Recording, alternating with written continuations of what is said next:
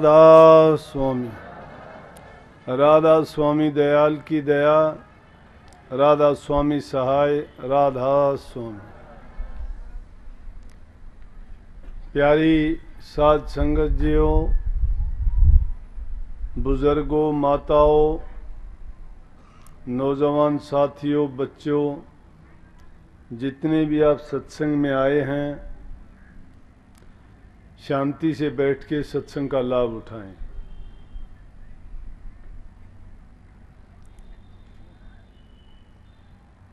हालांकि एक हफ्ते पहले 17 तारीख का सत्संग जनरल सत्संग भिवानी में था, लेकिन क्योंकि पानीपत आश्रम का जो डार गांव में सत्संग के लिए जगह ली गई थी वो थोड़ी पड़ती थी, उसके बदले में यहाँ पर ये नए आश्रम का निर्माण किया गया है, बल्कि निर्माणाधीन है। अभी सत्संग हुए भी साल से ऊपर हो गया होगा, तो मैंने विचार किया था कि चलो सत्संग की, मैंने देखा नहीं था कि सत्संग का स्थान भी देख लेंगे, कैसा उसमें काम हो रहा है उसका भी पता लगेगा, और यहाँ की संगत जो दूर दराज के आश्रमों में नहीं पहुँच पाती है वो भी सत्संग का लाभ वहाँ पे उठा लेंगे। नई जगह होने के कारण ठीक से इंतजाम और प्रबंध नहीं कर पाए ये, फिर भी हम जिस चीज़ के लिए आए हैं, सत्संग मिलना चाहिए, हमें इंतज़ाम प्रबंध या दूसरी चीज़ों की तरफ ध्यान नहीं देना चाहिए, क्योंकि जीव के काम आने वाली तो यही चीज़ है। सत्संग से जो लाभ उठाएगा वो इस जीव के काम आने वाला है। बाकी दुनियादारी की चीज़, ये सजावट, बढ़िया पहनना, अच्छा खाना, या जितनी शानो शौकत की दूसरी चीज़ें हैं, देखने में अच्छी लगती हैं, मन को प्रसन्नता भी मिलती है, लेकिन जीव का उसमें आकाज होता है। परंतु जरूरत किस चीज की है कि आदमी का स्वास्थ्य ठीक हो। अगर हमारे शरीर में किसी प्रकार की तकलीफ है, रोग है, बीमारी है, तो वो किसी भी काम का नहीं रहता, उसको दुनियादारी की ना कोई चीज़ अच्छी लगती है, ना उसको खाने अच्छे लगते हैं, और ना ही वो भक्ति के मार्ग में चल सकता है, प्रभु की भक्ति भी नहीं कर सकता। और इंसान का चोला लेने का अर्थ केवल इतना ही है, ज़्यादा नहीं है कुछ भी। ये तो संसार के पदार्थ हैं, ये सारे के सारे माया द्वारा रचित हैं, और माया ने वो क्यों रचे हैं, वो इस जीव के गले के फंदे बना बना के उसने छोड़ दिए, ताकि ये जीव काल की फांस से ना निकल सके।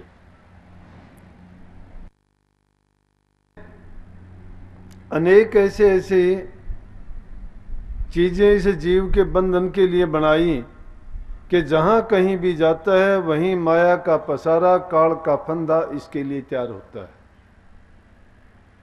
नहीं तो रामायण में तुलसीदास जी ने क्या लिखा है कि दे धरे का ये फल भाई, भजिए राम सब काम बिहाई।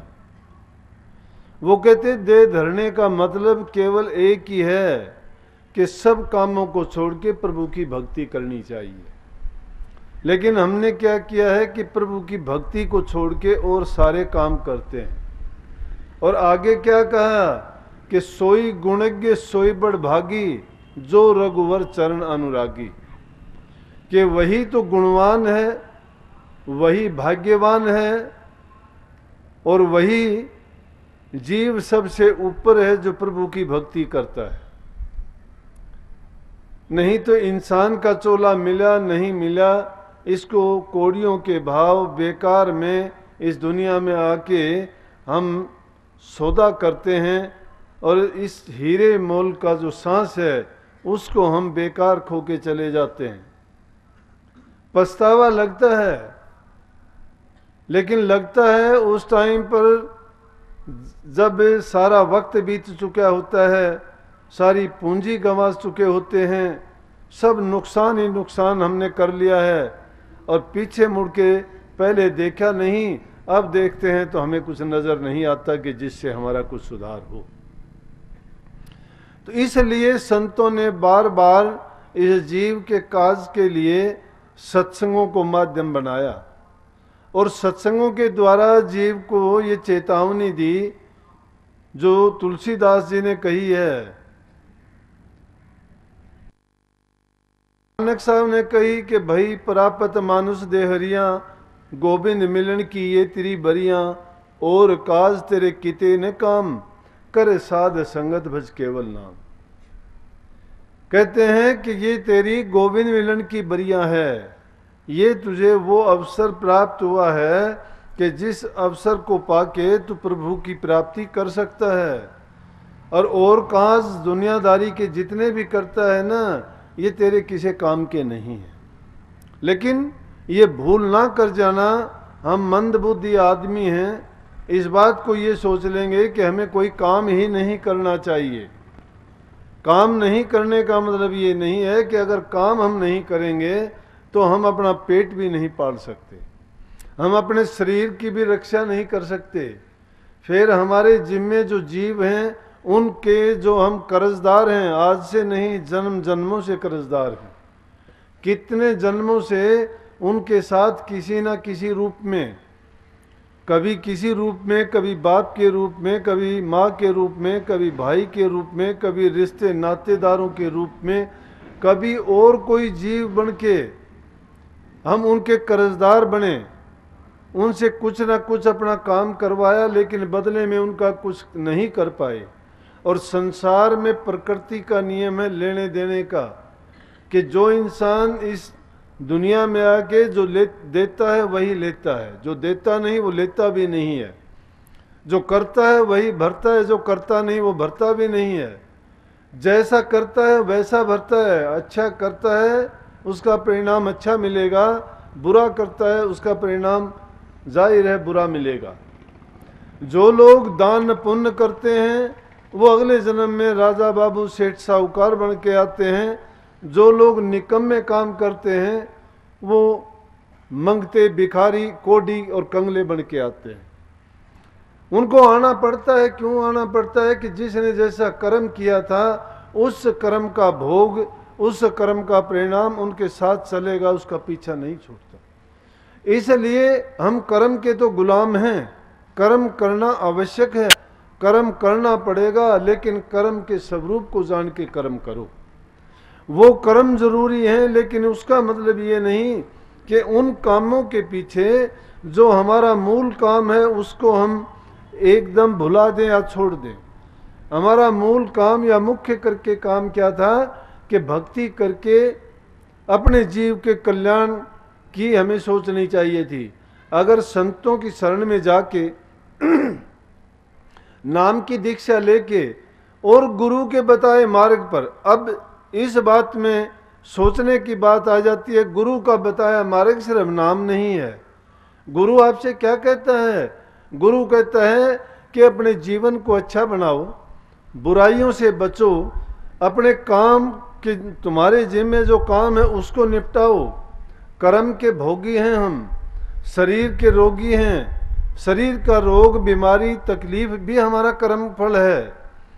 लेकिन जब इसके बदले में दूसरी तरफ इनके साथ साथ प्रभु की भक्ति या नाम की भक्ति हम करते जाएंगे तो अपने कर्म से भी उज्जवल होते चले जाएंगे, अपना कर्जा भी उतरता चला जाएगा और दुनियादारी में रहते हुए अपने जीवन को भी सुखी और सुरखुरू बना लेंगे। लेकिन जब तक इंसान कोई मेहनत करता नहीं है और उस मेहनत करने में अगर हमारे पास थोड़ी भी चीज़ कोई बढ़ती है तो उसके मान में, अभिमान में, गुमान में, बड़पन में नहीं आना चाहिए। हमें ये भूलना नहीं चाहिए कि ये चीज़ें हमें भुलाने के लिए ही हमारे रास्ते में आई हैं, क्योंकि ज्यों ज्यों ये चीज़ें हमारे पास बढ़ती जाती हैं त्यों त्यों यूँ समझो कि हम प्रभु की भक्ति से दूर चले जाते हैं। इस दुनिया की चीज़ों में जिनका स्वरूप दूसरा है, जिनमें उनकी तासीर यही है कि वो हमें भुलाने का ही काम करते हैं, फंसाने का काम करते हैं, उलझाने का काम करते हैं। ये जीव तो बेचारा पहले से ही बहुत उलझा हुआ है। अब दुनियादारी के आदमी तो उसको बड़ा समझते हैं, जिसके पास 2 पैसे हो जाते हैं, जिसका ऊंचा ओहदा हो जाता है, या जिसके पास थोड़ी दूसरी शारीरिक बल या इंसानी बल जिसके पास हो जाता है तो सोचता है कि मेरे समान कोई नहीं है। लेकिन उनका बड़पन किस काम आएगा? वो इस दुनिया में इन झगड़ों में पड़ के तो जो कर्म करेगा उससे क्या होगा? ना तो धन जोड़ने से बड़ा होता। अगर धन जोड़ भी लिया तो उसको शुभ काम में, नेक काम में लगाओ, दान पुण्य में लगाओ, किसी भूखे गरीब को दो। अगर वो उसमें काम आएगा तो तुम्हारा एक तो अभिमान नहीं आएगा, दूसरा संचय किया हुआ जो चीज़ है वो नहीं बढ़ेगी, तो आपकी जो मन की कामना है, मन की वृत्तियां हैं, उनको वो कंट्रोल में रखेंगी।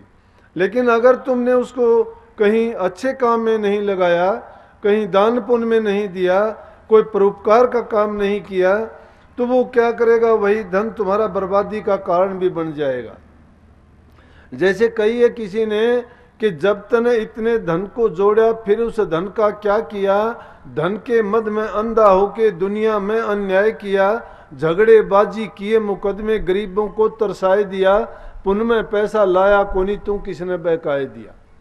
अरे अगर पुण्य में पैसा लगाते तो वो तो ऐसा है कि जैसे तुमने बैंक में जमा कर दिया, मान लिया गलती से हम प्रभु की भक्ति नहीं कर सकते, मुक्ति के रास्ते पर नहीं चल सकते, लेकिन शुभ काम किया हुआ, दान पुण्य किया हुआ, पर उपकार किया हुआ कभी खाली नहीं जाता है। भक्ति के बाद में दूसरा नंबर दान पुण्य कर नेक कर्मों का ही आता है। अगर हम अच्छे कर्म भी करेंगे तो फिर भी हमें इंसान का ही चोला मिलेगा। हमने जो अच्छे काम किए हैं उनका नतीजा देने के लिए ऐसा होता है। अब देखो ये भाग्य की बात है, वो बात साबित होती है जो तुलसीदास जी ने कि दे धरे का ये फल भाई। कि दे धरने का मतलब ये है कि एक तो तुम उन सब ये है कि अच्छे कर्म करके आए थे तो ही हमें इंसान का चोला मिला है।